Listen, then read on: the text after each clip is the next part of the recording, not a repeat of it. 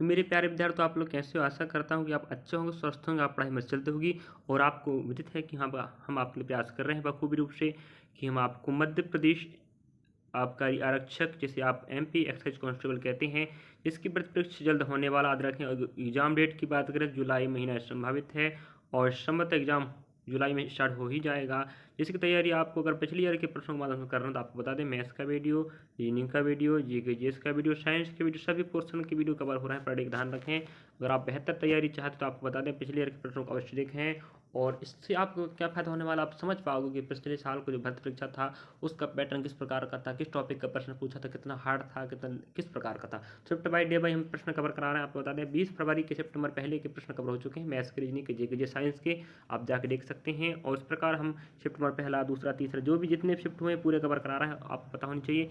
21 फरवरी 2023 का shift number पहले का हमने जीके जीएस, वैसे तो आपको पता होगा कि जीके जीएस 35 प्रश्न आएंगे, जिसमें 20 प्रश्न आपका जीके जीएस का रहेगा और 15 प्रश्न आपका साइंस का रहेगा। तो हमने इस शिफ्ट का, इस तारीख का 20 प्रश्नों का समाहार हमने प्रश्न कवर करा दिया है इसके पहले जस्ट पीडीएफ में, और हम 15 प्रश्नों का फिर से ले रहे हैं साइंस का। तो आप लोग ध्यान रखें। अगर आपको यकीन नहीं तो आप लोग इसी तारीख का, इस शिफ्ट का जाके प्रश्न भी चेक कर सकते हो, जो हम पढ़ा रहे हैं बिल्कुल सही, ऑथेंटिक और 100% पीडीएफ से है, जो एग्जाम में आ चुकी है। समझ गए मेरे विद्यार्थियों? चलिए, और एमपी आबकारी आरक्षक Madhya Pradesh police, sorry, MP आबकारी आरक्षक 2025-26 पीवाई की कक्षाएं करके प्लेलिस्ट डाला है, जहां पर आपको जानकारी मिल जाएगा। और रही बात, आपको विश्वास के साथ पढ़ें, सही सटीक जानकारी देना हमारा कर्तव्य है और हमारा मतलब मकसद है। आपकी तैयारी हमारे भरोसा। यहाँ पर आप प्रश्न देख पा रहे होंगे, आपको पता होना चाहिए 1 से 20 तक आपको जीके जीएस मिलेंगे, याद रखें, और 21 से आपको 35 तक आपको साइंस मिलेगा। तो यहाँ पर आप देख पा रहे होंगे 21 फरवरी का शिफ्ट नंबर फर्स्ट चल रहा है। तो आप पहला ही प्रश्न आप देख पा रहे हो, देखिएगा विद्यार्थी, प्रश्न क्रमांक में ना जाइएगा, आपको पहले दिखा चुके हैं, है कि नहीं। घन कोण की इकाई क्या, देखिएगा, ठीक है। कोण की बात करें तो उसका डिग्री होता, समझे, अगर आपको बोल दे, ठीक है, तो कोण का डिग्री हो जाएगा भाई। चलिए, इस प्रकार से आपको पता होने चाहिए। घन कोण की बात कर रहा है, घन कोण का रहता है स्टीरेडियंट, याद रखिएगा। और हाँ, समझ आएंगे भाई, कोण का रेडियन हो जाएगा और घन कोण का स्टीरेडियन होता है। इस प्रकार से आपको पढ़ना पड़ेगा मात्रक इकाई, ये बात आप दिमाग ठान लीजिएगा। मात्रक एवं इकाई का प्रश्न आपको आएगा, ठीक है। पूरे जितने भी इकाई वाले चैप्टर आप अगर पढ़ना चाहते हो तो पढ़ना अवश्य है। शुरुआत कर दें। हर टॉपिक, हर प्रश्न आपको बताएगा साइंस का कि मैं अगली बार इस टॉपिक से आने वाला हूँ, समझ गए। इस प्रकार से आपको घन कोण की इकाई क्या बताना पड़ता है, रेडियन, रेडियन, याद रखिएगा। अगले प्रश्न की चलते देखिएगा, प्रश्न क्रमांक आप 22 आप देख पा रहे होंगे। यहाँ पर हमें क्या प्रश्न पूछा, देखिए विद्यार्थियों, लास्ट तक बने रहेगा। टॉप आपको 15 प्रश्न कवर होंगे। खालिस्तान को प्रकाश संश्लेषण के दौरान पौधों द्वारा एक समय अवधि की प्रति इकाई क्षेत्र में उत्पादित बायोगैस या कार्बनिक पदार्थ की मात्रा के रूप में परिभाषित किया गया है। तो यहाँ पर आप एक बार ऑप्शन नंबर आपको देख रखा है, जैविक क्षमता, तृतीयक उत्पादक और प्राथमिक उत्पादक, या अगला वहन क्षमता। तो हमें ये कहना चाह रहा है कि जब कोई प्रकाश संश्लेषण क्रिया होगी और प्रकाश संश्लेषण प्रक्रिया पौधों में होती है, तो वो एक समय अवधि के प्रति इकाई क्षेत्र में उत्पादित बायोगैस, मतलब ये है कि जब प्रकाश संश्लेषण प्रक्रिया होगी तो बायोगैस मतलब तो ऊर्जा उत्पन्न होगा, तो उसको हम क्या कहते हैं, प्राथमिक उत्पादकता, ठीक है, याद रखें। या कह सकते सीधी बात, पौधों को प्राथमिक उत्पादकता कहा जाता है ऊर्जा के, समझ गए। चलिएगा, इस प्रकार से देखिएगा, आपको प्राथमिक क्षेत्र, द्वितीयक क्षेत्र, तृतीयक क्षेत्र, इस प्रकार से आप पढ़ना पड़ेगा। और अगला प्रश्न आप देख पाएंगे, चलिएगा, प्रश्न क्रमांक आप देख पाए 23 है। यहाँ पर आपको प्रश्न कह रहा, देख लीजिए आप लोग भाई। यहाँ पर हमें प्रश्न कहता है, वर्षा के पचने पर कौन से अणु बनते हैं, देखिएगा। वसा, कार्बोहाइड्रेट, प्रोटीन, विटामिन, खनिज लवण, तो आप सुने होंगे, उनमें से एक वसा की बात कर रहा हूँ। वसा के पचने से कौन से अणु बनते हैं, याद रखें। तो ऑप्शन आपका बी राइट हो जाएगा, फैटी एसिड और ग्लिसरॉल, याद रखिएगा, बहुत शानदार टॉपिक है। फैटी एसिड और ग्लिसरॉल का निर्माण होता है जब वसा का पाचन होता है शरीर में। अगला प्रश्न आप देख पाएंगे, चलिएगा, प्रश्न क्रमांक 24 है और आपको विश्वास के साथ हम जानकारी दे रहे हैं। आप चिंता ना करिएगा भाई, कहाँ का पीडीएफ, कहाँ का प्रश्न लाके दिखा रहा है, ठीक है। चलिए, और बाकी ध्यान रखेंगे, अगर आपको ब्लर होता हो तो आप क्वालिटी बढ़ा लीजिएगा, क्योंकि इसका पीडीएफ इतना छोटा होता है, तो क्या बताएं भाई हम, ये छोटे छोटे अक्षर लेटर को लिख के रखा है इसमें, कर्मचारी चयन मंडल। किस जीव को सरीसृप और पक्षियों के बीच की कड़ी माना जाता है, याद रखें, समझ गए नहीं। मतलब सरीसृप मीन्स होता है ऐसे जीव जंतु जो रैंक के चलते हैं, सरीसृप कहा जाता है। और पक्षी तो आप जानते हैं जो हवा में उड़ते हैं, हवा में उड़ने वाले जंतुओं को हम पक्षी कहते हैं, और जो सरीसृप मीन्स होता है जो रेंग कर चलते हैं, जैसे सांप हो गया, कछुआ हो गया, है कि नहीं, इन्हें सरीसृप कहा जाता है। सरीसृप और पक्षियों के बीच की कड़ी, मतलब उसमें उड़ने की क्षमता भी है, या कह सकते हो आप लोग उसमें रेंगने की क्षमता भी है, तो वो किसे मानते हैं? ऑप्शन आपका पहला राइट हो जाएगा, समझ गए नहीं? और क्यों टॉबरिस्ट और की ओपेटेरिक्स, याद रखिएगा क्या है ये, और की ओपेटेरिक्स इसका नाम रहेगा, जो जिसे हम बीच की कड़ी मानते हैं। इस प्रकार से आपको ध्यान रखना पड़ेगा भाई। प्रश्न आप इंगित कर रहा, समझ गए नहीं? अगली बार इस प्रकार का टॉपिक का प्रश्न पूछेगा, याद रखिएगा। अगला प्रश्न आप एक 25 नंबर का देख लीजिएगा भाई। यहाँ पर हम प्रश्न कहता है, डार्विन ने अनुकूली विवरण अध्ययन किस प्रजाति में किया था? मतलब डार्विन कहने का मतलब ये है कि जो वातावरण होता है उसके अनुसार अनुकूलन जो प्रभाव दर्शाता है या उसके प्रभाव पड़ता है, ठीक है। तो डार्विन तो आप जानते होंगे, आदर के विद्यार्थी, साइंस के विद्यार्थी होंगे तो जरूर जानते होंगे, अगर नहीं जानते तो आपको जानना तो पड़ेगा भाई, है कि नहीं। डार्विन, ध्यान रखें, डार्विन के अनुकूली विकिरण का अध्ययन उन्होंने एक चिड़िया पर किया था, समझेगा नहीं? याद रखिए किस पर किया? चिड़िया पर किया था। चलिए अगला प्रश्न आप देखेंगे, नेक्स्ट प्रश्न देख सकते हैं आप लोग। प्रश्न क्रमांक हमारे पास देख रखा 26। यहाँ पर हम प्रश्न कह रहा है, देखिएगा, निम्नलिखित में से कौन सा मेल गलत है? मतलब होता है मेल गलत है, मतलब यहाँ आप देख पा रहे होंगे, यहाँ अम्ल के बारे में बोल रहा है हमें, साइट्रिक अम्ल, साइट्रस, साइट्रिक अम्ल, ठीक है, दही, लैक्टिक अम्ल, टमाटर, टार्ट्रिक अम्ल। याद रखिएगा टमाटर में ऑक्जेलिक अम्ल होता है भाई, ठीक है, ऑक्जेलिक, याद रखें ऑक्जेलिक अम्ल होता है।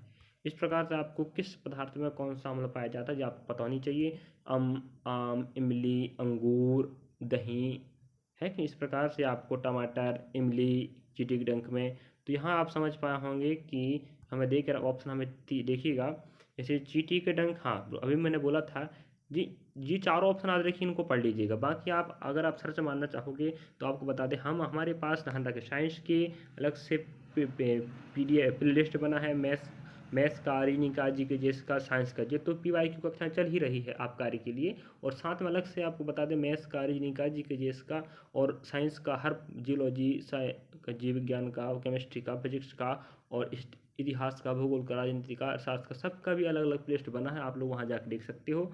लेकिन इस प्रकार से चींटी का डंक में मेथोनिक अम्ल पाया जाता है, राइट बात है। दही में लैक्टिक अम्ल पाया जाता है, साइट्रस में साइट्रिक अम्ल पाया जाता है, लेकिन टमाटर में टार्ट्रिक अम्ल नहीं पाया जाता, ध्यान रखें। टार्ट्रिक अम्ल इमली में पाया जाता है, समझे विद्यार्थी, इमली में पाया जाता है। अम्ल में तो ऑक्जेलिक अम्ल पाया जाता है, याद रखिएगा। इस प्रकार देखिए कितना शानदार प्रश्न पूछा था। अगली बार पूछेगा तो आप मार दोगे नंबर, देखिएगा कब मार पाओगे, जब आपको बनेगा, है कि नहीं। अब पढ़ोगे तो बनेगा ना भाई। चलिए अगर 27 प्रश्न हमें कहता है, देखिएगा, क्षार है, देखिएगा क्षार के बारे में पूछ रहा है, क्षार अम्ल के बारे में आपको पता होनी चाहिए, है कि नहीं। चलिए हमें पूछ रहा है क्षार है, चलिए देख लेते हैं क्या है। तो ऑप्शन आप देख पा रहे होंगे, क्षार जो पानी में घुलनशील है, बिल्कुल सही बात याद रखिएगा। जितने भी क्षार होते याद रखें, यहाँ पर ऑप्शन के अनुसार से क्षार क्या होते हैं, आप खाने में तो वो कड़वे लगेंगे, मान रहे हैं, लेकिन साथ में उनके बारे में जो उनका जो गुण धर्म होता है याद रखें, जल में क्या होते हैं, घुलनशील होते हैं, याद रखें, ठीक है। ये ऑप्शन के अनुसार आपको आंसर देना पड़ता है। चलिए अगला प्रश्न आप देख पाएंगे, नेक्स्ट देखिएगा 28 प्रश्न देख पा रहा हूँ, आप लोग क्या कह रहा है हमें, बंध का निर्माण तब नहीं होता जब खाली स्थान अति व्यापन करते हैं, देखिएगा कहने मतलब ये है सकारात्मक, नकारात्मक, तर्कसंगत। अगला ऑप्शन देख रखा हमें शून्य, हाँ, तो यही राइट आंसर होगा। अब देखिए यहाँ पर क्या है ना, ये आपका केमिस्ट्री का प्रश्न, ध्यान रखें, आपको बायोलॉजी का प्रश्न आएगा, केमिस्ट्री का प्रश्न आएगा, फिजिक्स का प्रश्न आएगा, तीनों पोर्शन को प्रश्न में याद रखिएगा। और जो हम अभी प्रश्न आप कवर करा रहे हैं आप कार्य के लिए तो है ही, वन रक्षा क्षेत्र, जल प्रहरी, Madhya Pradesh police constable, MPSI सूबेदार, मध्य प्रदेश की बात करें, उत्तर प्रदेश, बिहार, झारखंड, जहाँ भी पुलिस भर्ती की बात आए, चाहे कोई भी SSC, बैंक, रेलवे की बात आए, सब में काम देगा। और अगर आप रेलवे की तैयारी करो तो NTPC ग्रुप डी में आपको पता होगा, ग्रुप डी में 25 नंबर का प्रश्न आएगा, समझ गया नहीं, और वहाँ पर भी आप काम देने वाला है। तो बंध का निर्माण तब नहीं होता जब शून्य अतिव्यापन हो, ठीक है, मतलब एक भी अतिव्यापन ना हो तो बंध का निर्माण कहाँ हो सकता, नहीं हो सकता ना, है कि नहीं। चलिएगा अतिव्यापन होनी चाहिए तभी तो बंध बनेंगे भाई। चलिए और इस प्रकार से अगला प्रश्न आप देख पा रहे होंगे, निम्न में से कौन सा सकारात्मक ओवरलैप के समान है? ओवरलैप के समान, इससे ही अतिव्यापन कहा जाता है। रखिएगा ओवरलैप के समान है। देखते हैं ऑप्शन हमें कहाँ दे के रखा है। इस प्रकार से आप थोड़ा प्रयास कीजिएगा भाई। ऑप्शन नंबर आप देखिएगा चौथा में दैट दे रहा है इन फेज ओवरलैप। ठीक है, ये आपका राइट आंसर होगा। इन फेज ओवरलैप मतलब इन फेज ओवरलैप सकारात्मक ओवरलैप के समान होता है। इस प्रकार से आपको ओवरलैपिंग अतिबंध सॉरी बंधन की प्रक्रिया, बंधन किस प्रकार से होता है, बंध किस प्रकार बनते हैं, कौन सा बंध क्या काम करता है, कितना मजबूत होता है, पूरा पढ़ना पड़ेगा। ध्यान रखिएगा केमिस्ट्री में, समझिए नहीं। चलिए अगला प्रश्न आप देख पा रहे होंगे, याद रखें अंतर्राष्ट्रीय वन्य जीव दिवस कब मनाया जाता है? इसकी बात हम करें, इसके पहले भी हमें दिवस के प्रश्न पूछा जा चुका, याद रखें। इस प्रकार से हम साइंस के प्रश्न अलग कवर कराएंगे। हर शिफ्ट का 15 प्रश्न रहेगा और 20 प्रश्न आपको अलग कवर होंगे। 35 प्रश्न पूरा कवर होगा, समझे, 2 दिन में। इस प्रकार से आपको पर डे प्रयास करना है, हम आप प्रयास करेंगे। बल्कि साइंस और जीके जिस तो आपको पर डे कवर होगा। इस प्रकार से अंतर्राष्ट्रीय वन्य जीव दिवस की बात करें तो 21 मार्च को मनाया जाता है, समझे। 21 मार्च को अंतर्राष्ट्रीय वन्य दिवस मनाया जाता है। अगला प्रश्न लेके चलेंगे। 31 प्रश्न आप देख पा रहे हो यहाँ पर, देखिएगा हमें कह रहा है पारिस्थितिकी तंत्र में पिरामिड का आकार कैसा होता है? ये बताओ। सदैव सीधा रहेगा भाई, है कि नहीं? मतलब पारिस्थितिकी तंत्र में पिरामिड का आकार कैसा होता है? तो ऑप्शन आप देख पा सदैव सीधा, समझ गए। याद रखिएगा पारिस्थितिकी तंत्र की बात कर रहा है, सदैव क्या रहेगा? सीधा रहता है। याद रखिए सीधा मीन ऐसा रहेगा, ठीक है, सीधा। याद रखिए इसे बोलते हैं सीधा पिरामिड। और वहीं अगर पिरामिड उल्टा हो जाए, इसे हम क्या बोलते हैं? आपको उल्टा पिरामिड। याद रखिएगा, बाकी आप पिरामिड देख चुके होंगे। तो हमें यहाँ बोल रहा है पारिस्थितिकी तंत्र में पिरामिड कैसा रहता? सीधा रहता, याद रखिएगा। और अगला प्रश्न लेके चलते हैं, देखिएगा। इस प्रकार से आपको प्रश्न पूछा, इकोसिस्टम का प्रश्न पूछा है कि नहीं? अगला प्रश्न ऑप्शन देखेंगे, आप देख लीजिए। यहाँ पर प्रश्न हमें कहता है 32 नंबर का, कहता है देवदार वृक्ष मुख्य रूप से कहाँ पाया जाता? देखिएगा हिमाचल प्रदेश, मध्य प्रदेश, उत्तर प्रदेश। अब देवदार मतलब जिन्हें शंकुधारियाँ भी कह सकते हैं आप लोग, ठीक है। तो ये आपके हिमाचल प्रदेश में पाए जाएंगे, बर्फ वाले क्षेत्रों में। तो इसमें क्या दिक्कत था? कोई दिक्कत नहीं था, ये आपका राइट आंसर हो जाता। तो कौन से वन कहाँ पाए जाते हैं, ये प्रश्न पूछा। 33 का प्रश्न कहता हमें सर्वाधिक जल धारण या जल का अवशोषण करने की क्षमता किस मृदा में अधिकतम होती है? मतलब मटियारी मृदा, मतलब कह सकते हैं काली मिट्टी, ठीक है। काली मृदा भी हम कह सकते हैं, याद रखें। जल धारण या जल को अवशोषित करने व इकट्ठा करने की क्षमता सबसे अधिक मटियारी मृदा में होती है, याद रखिएगा। मतलब काली या जलोढ़ मृदा ना, कौन सी? काली मृदा। काली मृदा जिसे हम मटियार मृदा भी कह रहे हैं, समझ गए विद्यार्थियों जी। आपका मृदा के प्रकार से प्रश्न याद रखिएगा। अगली बार फिर इस प्रकार प्रश्न पूछेगा तो आपको प्रश्नों को उठा उठा के टॉपिक के रूप पढ़ना पड़ेगा। हमारा काम प्रश्नों को दिखाना है, उनको समझाना है किस प्रकार से हल करना था और उनका आंसर कैसे आया। मैथ रीजनिंग का तो मैं आपको बेहतर ढंग से समझा पाऊंगा, याद रखिएगा। बिल्कुल सही तरीके से हर प्रश्न को हम प्रयास करेंगे और बिल्कुल ऑथेंटिक 100% आपके दिमाग पर बैठ जानी चाहिए। और अगली बार आपको आइडिया लग जाएगा, अगली भर्ती में ऐसे प्रश्न आएंगे, समझ गए नहीं। चलिए, प्रकाश संश्लेषक क्रिया स्पेक्ट्रम का प्रथम अवलोकन किसके द्वारा किया गया था? देखिएगा इस प्रकार से हम लोग खोज का प्रश्न आ चुका है। तो हमें बोल रहा है कि प्रकाश संश्लेषक क्रिया होती है, स्पेक्ट्रम का अवलोकन सर्वप्रथम किसने किया था? तो याद रहना चाहिए आपको DW एंगेलमैन। ऑप्शन पहला आप राइट हो जाएगा।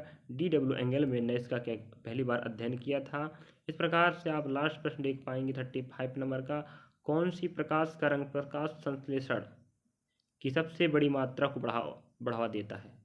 कहने मतलब ये है कि जो प्रकाश संश्लेषण क्रिया होती है किस प्रकाश से सबसे तेज होती है? याद रखें लाल प्रकाश या लाल रोशनी कह सकते हैं, रेड लाइट। तो जो लाल प्रकाश या रोशनी होता, याद रखें, ये प्रकाश संश्लेषण क्रिया को और तेज कर देता है, समझे। इस प्रकार से आप देख खुद ही पा रहा होंगे किस प्रकार प्रश्न पूछा था, हमने आपको कवर कराया। इसके बाद आप देख पाएंगे 36 से। अगर आपको फिर से रिपीट कर देते हैं, हम आपको बता दें पूरा पेपर 100 नंबर का आएगा, जिसमें से आपको 30 प्रश्न मैथ्स के मिलेंगे, 35 आपको रीजनिंग का मिलेगा, जिसमें से आपको पता है कि मैथ्स एडवांस अर्थमेटिकल बंटवारा हो जाएगा, 9 नंबर वर्बल रीजनिंग हो जाएगा। इस प्रकार से 65 आपको प्रश्न मिलेगा जीके जीएस रीजनिंग मैथ्स का, और 35 जिसमें से आपको 20 प्रश्न जीके जीएस का और 15 प्रश्न आपको साइंस मिलेगा। तो पूरा 100 नंबर हो जाएगा। जी तो मैं बार बार बताता हूँ, अगर आपको नहीं पता तो आप ध्यान रखें, इस हिसाब से पढ़िएगा और पिछले ईयर के और PYQ प्रश्न से आपको आइडिया लग जाएगा कि पिछले ईयर का प्रश्न कैसा है। तो कोई भी भर्ती परीक्षा हो, जब भी तैयारी करने में बैठे हो, तैयारी बेहतर करो, साथ में PYQ क्लास लेना ना भूलें, जिससे आपको आइडिया तो हो जाए कि हम जो पढ़ रहे हैं, हमने जो पढ़ाई किया है वो क्या पिछले ईयर के अनुसार है या नहीं है तो जल्दी उठा के पढ़ लीजिएगा। तो हम आपको बता दें, हम आपके लिए हर समय प्रयास करेंगे पिछले ईयर के प्रश्नों के माध्यम से, और मैथ्स का वीडियो, रीजनिंग का वीडियो बढ़िया शानदार बताने के प्रयास कर रहे हैं, जाके देख सकते हो। Systematic shift by day by, सरल टू हार्ड प्रश्न लेके बता रहे हैं। सिंपल प्रश्न पहले पार्ट में होगा, फिर सेकंड पार्ट, थर्ड पार्ट में पूरा स्वाहा। और जी के जीएस रीजनिंग, जी के जीएस साइंस तो आपको पर डे कवर होगा, और आज हम बता ही चुके हैं किस शिफ्ट का किस तारीख का है। तो मिलेंगे नेक्स्ट पार्ट। वीडियो आपको अच्छा लगा तो लाइक करेंगे, सब्सक्राइब शेयर करना भूलें। विद्यार्थी बड़ी मेहनत लगती है वीडियो बनाने समझाने में, हमारा मेहनत अगर आप सपोर्ट करोगे तो हम आपके लिए बेहतर से बेहतर काम करेंगे। और मुझे कि पता है हर दिन मेरे विद्यार्थी मुझे सपोर्ट कर रहे हो, मेरा हौसला बढ़ रहा है। और देखिएगा एक दिन आपके लिए, एक दिन नहीं मतलब पर डे आपके लिए बेहतर से बेहतर करता रहूँगा। और आपको बता दें, हम NTPC और ग्रुप डी के लिए भी हमने कम से कम माना जाए तो 70 से 80 के बीच वीडियो बना कर रख दिया हूँ मैं प्लेलिस्ट में, वो भी पिछले ईयर के प्रश्नों के माध्यम से, समझ गए, अप टू डेट प्रश्न। तो आप PY के प्रश्न देखना चाहते हो तो आप हमारे चैनल के प्लेलिस्ट नाम जिसका नाम रहेगा रेलवे भर्ती परीक्षा 2025-26 NTPC group D RPF constable करके डाला है। हमने कांस्टेबल के लिए पढ़ाया था, जिस प्रकार से हमने तैयारी करवाया था वैसे ही प्रश्न आए थे रीजनिंग में 100% सेम टू सेम। अकेले नहीं, जाके देख लो, रीजनिंग का, मैथ्स का, जीके का, साइंस का।